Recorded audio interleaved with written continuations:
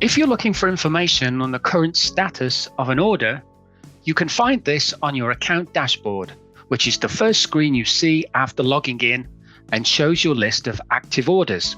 An active order is either one that has not yet been fulfilled, has been shipped, or has been delivered in the last 7 days. The information in the table can be used to see exactly what is happening with all your active orders. Each order shows the PO number or reference and a status to indicate where it is in the fulfillment lifecycle. To see a full list of statuses and their meanings, hover over the Info tooltip.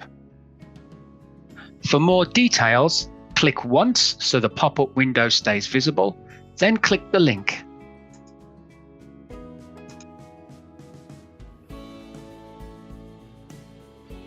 Additionally, you can see the ship date and carrier.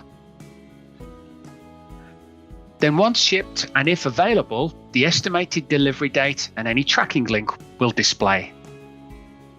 Not all carriers provide this information, but it will be there if we have access to it.